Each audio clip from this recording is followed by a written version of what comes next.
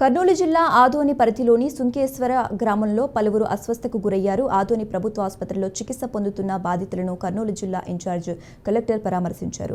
బాధితులకు అందుతున్న వైద్య సదుపాయం గురించి అడిగి తెలుసుకున్నారు జిల్లా ఉన్నతాధికారి. రోగులకు మెరుగైన వైద్యం అందించాలని వైద్య సిబ్బందిని ఆదేశించారు.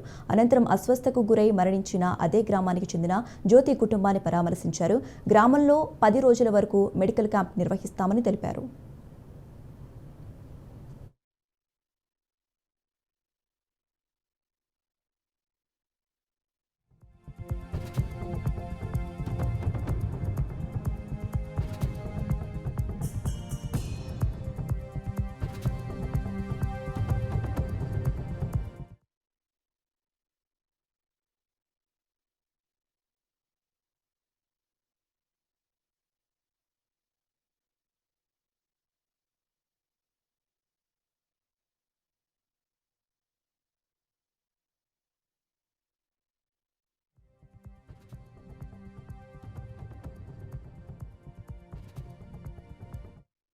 కారణం ఈ సీజనల్ వల్ల వాటర్ కంటామినేషన్ అయింది.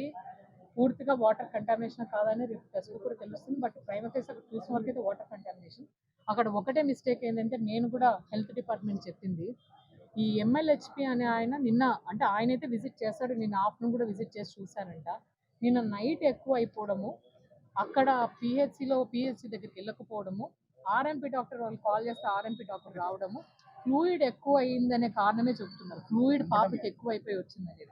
నాకు ఒకటే బాధ అనిపించింది ఏంటంటే ఎవరి అంటే ఏ మిస్టేక్ అయింది అనేది మనము డాక్టర్ వాళ్ళ టెస్ట్ ఇవి కూడా చేయమని చెప్పాం, దానివల్ల తెలుస్తుంది. బట్ ఒక పాప ప్రాణాలు కోల్పోవడం అనేది చిన్న పాప, అది బాధాకరణం.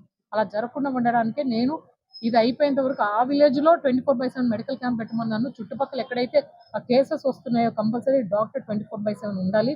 వాళ్ళ ఆర్ఎంపీ అనేది కాకుండా మన ఈ పిహెచ్సి డాక్టర్లని మెడికల్ ఆఫీసర్స్ని పెట్టి ఆ ఊర్లో పెట్టి అవైలబుల్ ఉండాలని అయితే నేను చెప్పాను. అది చేపిస్తాను. మృతి చెందిన తర్వాత ఆ పాప మృతి చెందిన తర్వాత వైద్య సిబ్బంది కానీ అధికార యంత్రాంగం కలిగింది. అక్కడ పిహెచ్సిలో అయితే ఉన్నారు, కానీ పిహెచ్సికి వెళ్ళలేదంట. వాళ్ళ పేరెంట్స్ నేను అడిగాను, ఎందుకు మీరు తీసుకొని వెళ్ళలేదు పాపని అంటే, మేము అంత దూరం వెళ్ళలేక ఆర్ఎంపీ డాక్టర్ పిహెచ్సికి వెళ్ళమని చెప్పారంట. కానీ ఈ హాస్పిటల్ కూడా వెళ్ళమని చెప్తే మేము నైట్ రాలేక పాపని పడిపెట్టాము. ఫ్లూయిడ్ ఇచ్చి ఆర్ఎంపీ డాక్టర్ వాళ్ళు ఫ్లూయిడ్ ఆ పాపకి